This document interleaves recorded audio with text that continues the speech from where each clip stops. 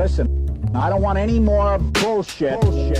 Now you see, goddammit, this is why you cannot be a fucking myopic, Twitter timeline addict, prisoner of the fucking moment if you're gonna be an NFL fan. Some of you silly motherfuckers were ready to slit your wrist because the Colts didn't take a left tackle in the fucking draft, and this morning they signed former number 1 overall pick left tackle Eric Fisher to a 1-year deal. That is why I didn't do this fucking podcast a few days earlier, because I knew that was coming and I wanted to include it when I break down, deconstruct, and decode for you Big Dick Chris Ballard and the Colts 2021 draft picks, who they picked, even more intriguingly, why, and most importantly, and unlike everywhere else you're going to hear it, without the fucking bullshit. I know these other clowns out here got you confused and fucking combobulated with all the smoke they've been blowing up your ass. But look, you know your man got your back. You know your boy ain't gonna leave you hanging. I got you. You know I'm gonna bring it to you the way you want it and break this shit down so it makes sense to you, so you realize how fucking excited you should be about this Colts team going into the 2021 season and understand that we can win a fucking Lombardi this year. So let's get into it, and let me be a good host by welcoming you back, or if it's your first time, welcoming you to the number 1 uncensored NFL podcast on the planet, the one and only, the completely unique, always controversial, always entertaining, often imitated but never duplicated, haterade magnet, the bullshit-free Colts podcast. The only place you need to go, my friend, to hear all things about the Indianapolis Colts worth talking about, but here you always get it with no coach speak, no PR, no spin, no political correctness, and most consistently, most importantly to you, 100% without the fucking bullshit. I'm your host, Harkan Ajala, aka the BadBoy Genius, at your motherfucking service as always. And I've been waiting for days to bring the fucking funk to you and talk about these draft picks. So let's jump into it without further ado and let's break this shit down. But before we do, really quick, I need you to be the pimp that you are. Take your pimp ass finger and smash that like button down below. It's free to you, but it's incredibly helpful to me and this podcast because it helps the algorithm to share it with more and more real deal, true blue, diehard Colts fans like yourself who want to hear the real shit, not the shill shit. So again, make sure you smash that like button down below. Make sure you share this with other motherfuckers who will appreciate it. Skip all the butthurt cornballs. They will not get it. And make sure your ass is subscribed so that every time I release one of these, you know about it pronto. All right? And then the last thing I'm going to say before I jump into this, there are 3 ways you can donate to help us down below. Please pick one. And if you enjoy what we're doing, help your boy out and send us a donation. You can cash app your man within seconds, all right? Could be $20, $15, $10, $5, even $1 will help me to create more and more of the content like this that you motherfuckers tell me you love. Because we ain't going to get any money from the fucking ads, you feel me? So I appreciate you being here. Strap your fucking self in, buckle up, and let me break down the 2021 NFL draft picks by the Colts for you, my friend. Or let me say it the way you love when I say it, because I can't say it any better. Let's chop it the fuck up. So we kind of have to run time backwards, because the first piece of this actually happened when just a few days after the draft, after days of hand-wringing and gnashing of teeth and woe is me and people declaring that the sky is falling and the Colts are going to revert to 2-15 next year, Ballard and his team go out and they sign Eric Fisher to a 1-year deal to be our new starting left tackle. So Eric Fisher, just so you have background, played with the Chiefs for 7 years, started for 7 years. The man was a number 1 pick overall and was a Pro Bowler just as early as a couple of years ago. So this is a huge piece because I heard a lot of, I should probably touch on this now. Even after the draft, I heard all these columnists and bloggers and podcasters but especially people in the sports media who were saying, I mean, I don't get it, because Ballard, he was talking about how deep this draft was in offensive linemen, and then he doesn't take a lineman. He doesn't take a left tackle in the draft. He's fucking failed. Greg Doyle is talking about how the team is worse than it was last year and all that bullshit. Well, let me just go ahead and lay this out. As Colt Action, one of our best and loyal listeners, Colt Action said it best. Ballard's playing chess out here while everybody else is playing checkers. Or, fuck, Lonzo from Training Day said it best. It's chess. It ain't checkers. Why the fuck would you people in the sports media think that Ballard is going to tell you what the fuck he's going to do in the draft? How does that work to his favor? How does that help the Colts out if he actually tells you what the fuck he's going to do? So what Ballard actually did is to hype up and basically blow smoke and subterfuge out onto the rest of the NFL by talking about how deep the draft is in offensive tackle. And, you know we have that need, etc. And why does he do that? Because it makes the other teams believe, okay, the Colts are going to be targeting a left tackle in the draft. Now, why would they do that? Because they know they want to take edge rushers. So they don't want anybody jumping up in front of them to take Quitty Pay or Dio, because they're like, oh, we know the Colts are taking edge rushers. See, everybody thinks the Colts are going to take a left tackle, so they're like, hey, we'll let them do that, and then maybe one of those guys will fall to us afterwards. And instead, they pick other positions. You feel me? So they use that to their advantage. I've been saying this for years. Nobody's going to fucking really tell you the truth about what they're targeting before the draft. It makes zero fucking sense. So everybody can back themselves off suicide watch because the left tackle has been addressed.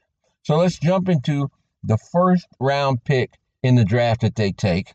My favorite from months before the draft happened. My favorite for that pick, Quitty Pay, edge rusher, defensive end from Michigan. This dude has all the goods and is the full package.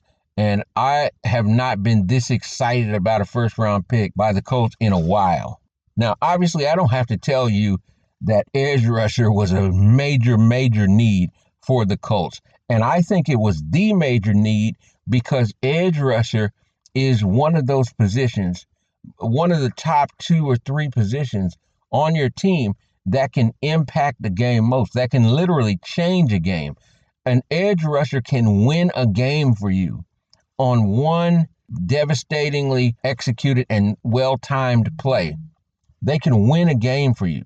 So we needed an edge rusher of the future. We needed somebody who had the potential to be dominant, who had the potential to be a game wrecker. And Quitty Pay fits all those fucking bills, homie. For real, 1,000% real talk. He has the prototypical size. He's 6'4". The dude's 270 pounds. And I'm telling you, you rarely have seen a 270-pound man be able to move like him. He's fast. He runs like a 4.75 40-yard dash. Most importantly, he is a freak athlete. And this is something that the Colts have not really been able to get their mitts on at that position. An absolute freak athlete. His 3-cone time is legendary. I think 6.3 or some crazy shit like that. The dude has twitch out the ass. He's explosive. He's disruptive. And he's not even a finished product. He didn't even rush exclusively from the end in college. If he had of, I promise you, his sack numbers would have been vastly increased. So yeah, I'm 100% all in on Quitty Pay. I think he's going to be a Pro Bowler, if not all pro. And here's why. Not only does he have everything you need, the size, the speed, the strength, the power, but he has that thing that separates a good starter, a solid starter, even a very good starter from a Pro Bowler or even a Hall of Famer. And that difference is drive and desire. And if I have to I don't need to try to sell you on that. Go watch his film of him playing and then go watch the video on his life story and you'll see what the fuck I'm talking about. That's the thing that I felt has been missing with Toure and especially Ben Bannigue. The drive and desire to absolutely get it done no matter what, to be the best no matter what. Now, I might be wrong about that. Maybe they prove me wrong this year, but that's what I have not seen. That's what I see. That's what I think why you have a lot of guys who come out as they have all the measurables and all the talent to be a great edge rusher, but they don't turn into one. But when you look at Freeney and especially Robert Mathis, that's what you see with those guys. Drive and desire. I mean, literally insatiable hunger to get to the quarterback. And that's what we need. And that's what I believe Quitty Pay brings to the table. And that's why, like I said, I was so fucking happy when he was there. And particularly when they took him, I couldn't believe he was still sitting there at 21. I really couldn't. I think a whole lot of teams are going to be looking back in the rearview mirror saying, we fucked up. We made a big fucking mistake passing on Quitty Pay. But hey, they lost our game. I'm excited about that. So now let's look at the second round pick, Dayo Odeyingbo, a.k.a. the Human Hurricane. Now, this one shocked a lot of people, caught a lot of people by surprise, a lot of Colts fans, myself included, but not everybody, because as I said before, Stephen Holder reported there were 4 or 5 teams who were interested in and were going to snap him up after the Colts took him in the second round. Now, look, this is where you can get steals in the draft. The guy had it tore his ACL, and so here's a guy with first-round talent, first-round traits that the Colts get at 54 late in the second round. Now, this guy is a freak athlete, 6'6", 276 pounds. The man has 35-inch arms. Now, that's some of the longest arms in the NFL. He can move all over the line. So not only is he a very explosive, twitchy edge rusher, but he can move around the line, move inside. This is something that's extremely valuable and becoming more and more valuable in today's NFL, because this is what defensive coordinators are looking to do in order to throw off and attack today's incredible quarterbacks that are passing for more yards than ever. And this pick, my friends, is why Chris Ballard and his squad, this is why they use that subterfuge in particular. You got teams that are like, we don't need to trade up. They're going to take a tackle. They need a left tackle. Instead, they make the move a championship move. It's bold. There is some risk because he had the ACL tear. But hey, they did the exact same thing with Julian Blackmon last year. And remember, everybody shook their heads and said they reached, they took him too high. And you see how that turned out. Pretty damn great. If this turns out the way I think that it will, and the way we all hope it will, now you're having the possibility of having your modern day Freeney and Mathis on the edges. Now just fucking imagine that with Grover Stewart and DeForest the Beast Buckner inside. That's fucking scary. And that's what you need to get to the Super Bowl in an AFC that's fucking loaded with killer quarterbacks. You feel me? And a division that's going to have a bunch of good ones in it as well. So that's why they take Dayo here. It's a big, high ceiling pick. They're making a bold move here, trying to put together their doomsday defense of 2021. You feel me? So I'm 1,000% all with it. The traits, man, the traits, the size, the length, the athleticism. Yeah, he might not be ready at the beginning of the year, but once he is, when you inject him with the other players on that defensive line, it's going to make him even better. I can't wait to see this motherfucker out there with Quitty and all the other guys. So I love this, and that's why they made that move there instead of taking a left tackle, which at that point would have been a reach. Remember, Dylan Radins went one pick before this, and in my opinion, I love Dylan Radins, but he was a third-round pick at best. So any left tackle they would have taken there would have been a reach, but I don't think they would have taken one of them, even if they had been available. They made this pick because they want to be dominant and disruptive and basically give offensive coordinators headaches and have them staying up all night preparing for the Colts when they're ready to play them. So that's why you get Dayo Odeyingbo in the second round. Now let's talk about the third round pick. And you might say, well, what do you mean, Hark? They didn't have a third round pick. Yes, they did. You just fucking forgot about it. Their third round pick was Carson fucking Wentz. And as third round picks go, I don't give a fuck if you think he's washed up. He only had one bad season. As third-round picks go, it doesn't get any better than Carson Wentz. And look, I know there's haters and cynics out there who are saying Carson Wentz is a bum. He always has been. He's washed. Colts made a mistake. He's trash, whatever. Here's the thing. It's not that I'm saying Carson Wentz is going to be good because I'm just hoping. It's not just some homer shit on my part. It's just that, look, there's no logical reason for those people to postulate that Carson Wentz is going to be trash on a much better team with a much, much better running game, with a much, much better offensive line, with a much, much better receiving core, and a much, much better defense. Why would he be worse? Why would he be trash? Let me say this. See, people believe what they want to believe, and most people believe bullshit based on what they've heard. Here's the fact. Carson Wentz had one bad year last year. Okay, his rookie season, he was okay. He was a rookie. 2017, he was the number 1 rated quarterback in the league. 2018, he was the number 11 quarterback in the league. You say, yeah, but what about 2019? Carson Wentz was the number 12 ranked quarterback in the NFL. You see what I mean? It wasn't until the team went to shit and all the other bullshit that happened that we've talked about before that he went into the toilet in 2020. But see, here's the funny thing. People say, well, the numbers. Well, here's the funny thing. Tom Brady, they keep telling me, is the greatest quarterback to ever touch a football. But see, in 2019, he was the 17th ranked quarterback. He wasn't even in the top half. He wasn't even top 15. He was not good. But you see, nobody's saying that Tom Brady is trash because last year he was good. He was on a good team. You know why it suddenly became great last year?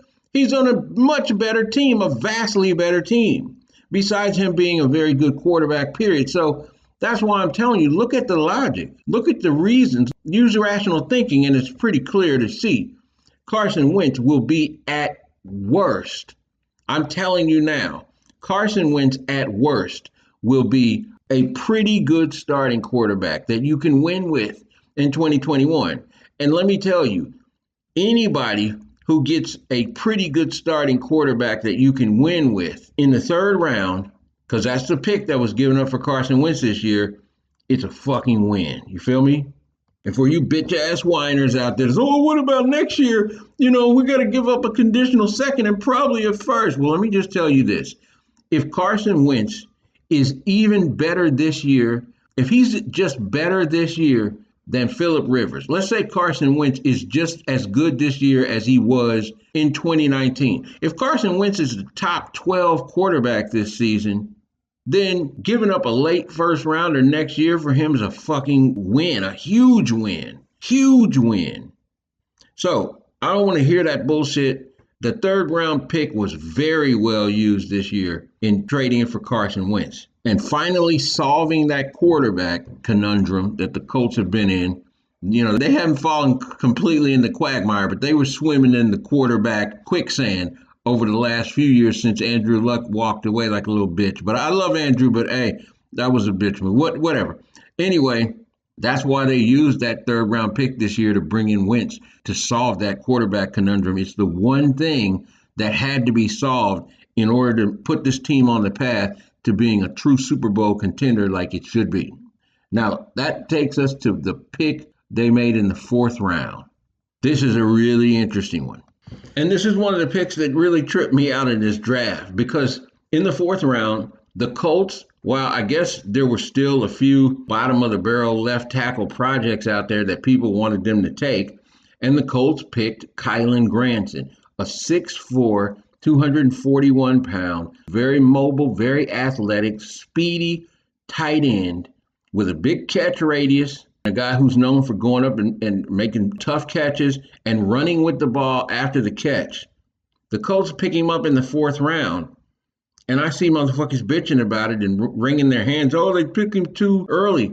This is exactly what we all been saying they need. They need an explosive, athletic, speedy, move tight end, as they call it, that can get down the middle of the field and give us what we had with our boy Eric Ebron without the fucking silliness, right? And the drops. So they go out and they get this guy, and all I hear is people bitching and wringing their hands about it. This is the perfect move here. Late in the fourth round, if you can get the guy that you can put with Jack Doyle and Mo Alley Cox and give you that other aspect that we need, imagine an Eric Ebron type tight end in this offense we have with Jonathan Taylor back there running the ball, along with Marlon Mack now, and the change up with Nyheim Hines, and we still got T.Y. back. We got the ascending Michael Pittman Jr., who I believe is on his way to being a star this year. You still got the steady and very underrated Zach Pascal back. And we're going to be getting back the speedy, explosive ass Paris Campbell. Imagine an Eric Ebron tight in there along with that lineup and a big 6'5", strong ass fucking and a big ass 6'5", strong ass, cannon armed, country corn fed quarterback who is mobile, can extend the play with his legs and get the ball downfield deep. Man, I'm fucking salivating and can't wait to see Kylan Granson in this offense with Frank Reich calling and designing the plays. You fucking kidding me? Then on top of that, you add in the reports we're getting that Kylan Granson is one of the main rookies to hit the ground running in rookie minicamp. I mean, what else do you motherfuckers want? You want him to take another LaRaven Clark in the fourth round? Is that what you want? As an old country boy mentor of mine used to say, stop wanting what you don't want, boss. That's a beautiful pick. Now, what about the fifth round pick? Sean Davis, the safety. Another twitchy athlete with explosion. Very quick. Not so fast, but very quick. A vaunted hard as fuck hitter. You might say, well, I mean, we're looking good at safety. We've got Kari Willis and we've got Julian Blackman, and then you've got George Odom behind him. Yes, absolutely. But here is just a situation where you're looking at the next best player on your board, and that player was Sean Davis. And in the fifth round, this is a really good value because, again, there can always be injuries.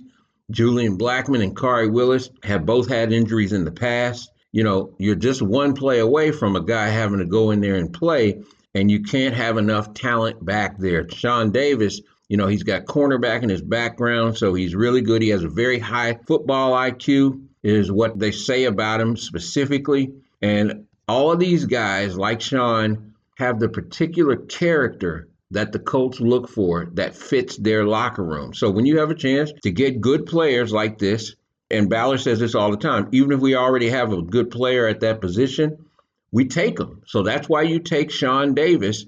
Like I said, you've got guys in your backfield right now, your defensive backfield, that have had injuries in that safety position. And since, of course, Malik Hooker is out of there, you want to look for guys who can build that depth. Remember, I said this before. You're looking to have guys who, if a starter goes down, you can bring the guy in and you don't have a huge drop-off.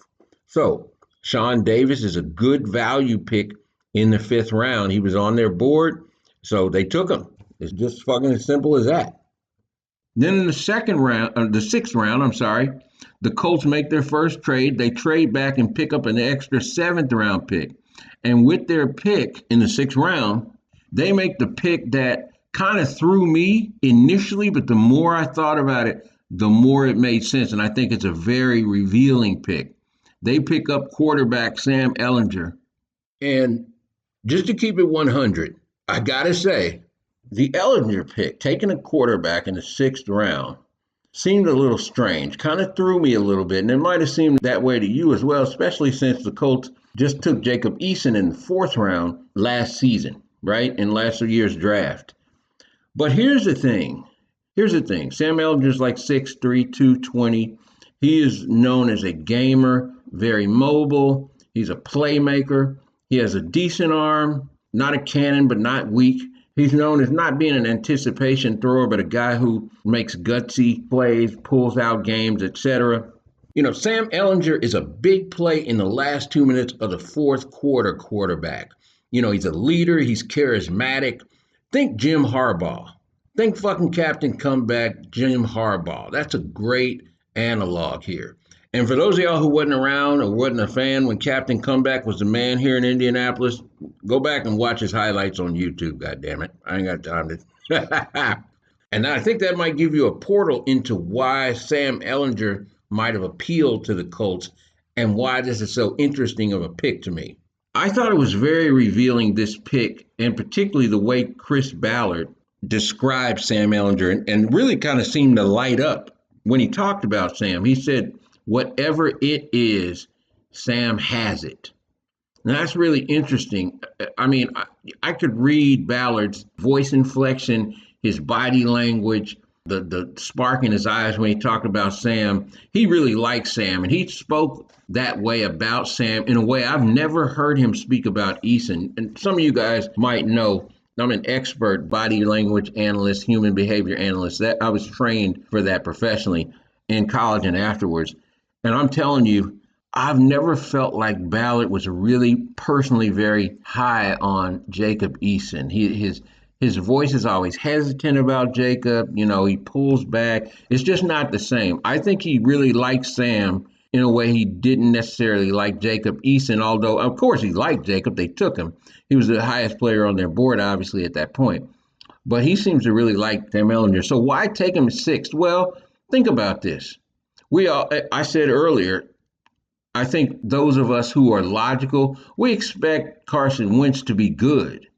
But there is a possibility he won't be. It's possible, right? What if he's just complete trash?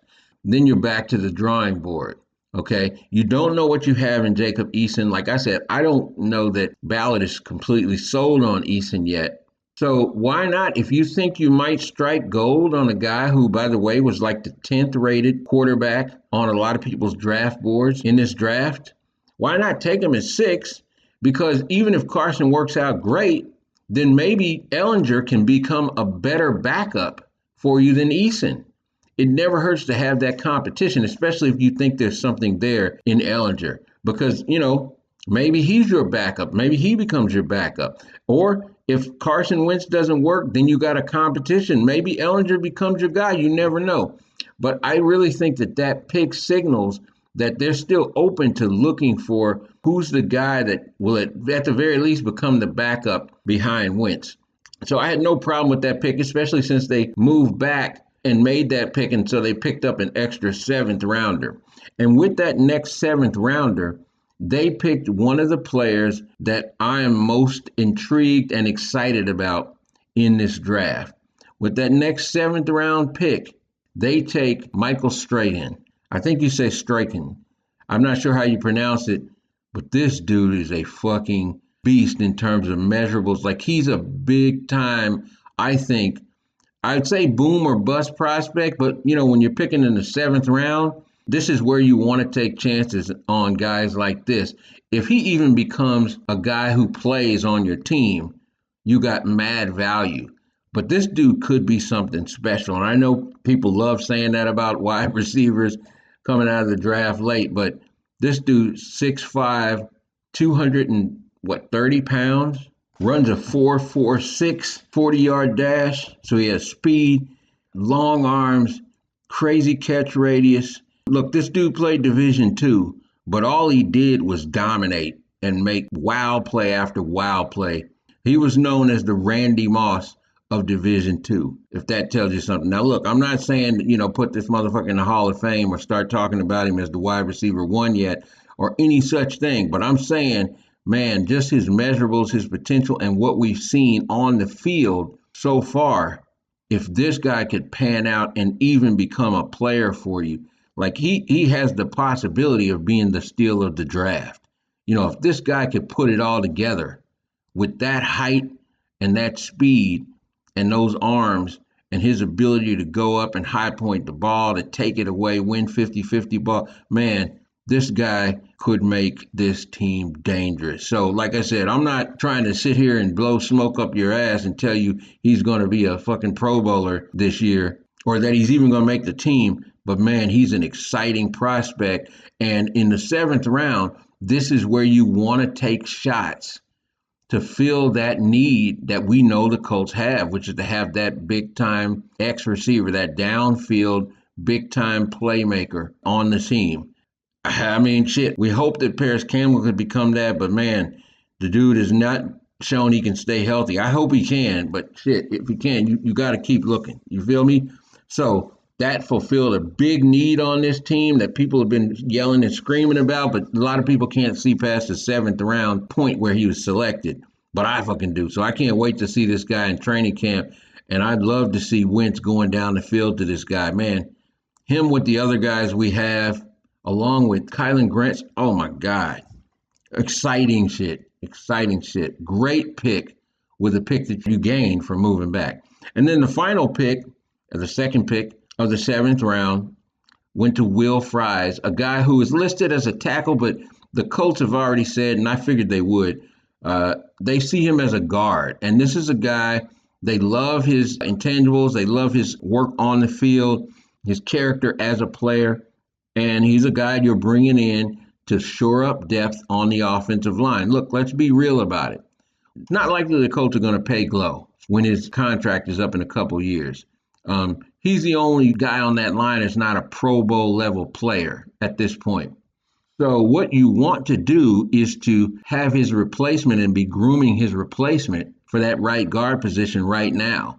And they've been doing that over the last few years, drafting these guys. So Will Fries is a guy that steps right into that competition to be, first off, you want to have a quality depth player, a quality backup in case somebody gets hurt, and possibly the successor to Glow. So great pick there. And those 7 picks that I just named off, they're all good picks because they are the guys who were on their board, but they do address needs directly. I mean, the way it fell. So that's the breakdown, the decoding, the deconstruction of the 2021 Indianapolis Colts draft. Those are the players that Ballard and his staff have spent the last year or more scouting out and narrowing it down. And the way the draft fell, these were the best players on their boards. Some of them they clearly targeted, like Quitty Pay and Dio. But either way, this was a really good, solid draft when you throw in the fact that basically their 3rd round draft pick was Carson Wentz. And while motherfuckers went crazy because they didn't draft a left tackle, just within a week or so after the draft, they signed a guy who's been in the Pro Bowl 2 of the last 3 years at left tackle in Eric Fisher, only 30 years old. He's coming off an injury, yes, but he's going to be back, they think, hopefully by the start of the season, maybe a game or 2 in. And they are set.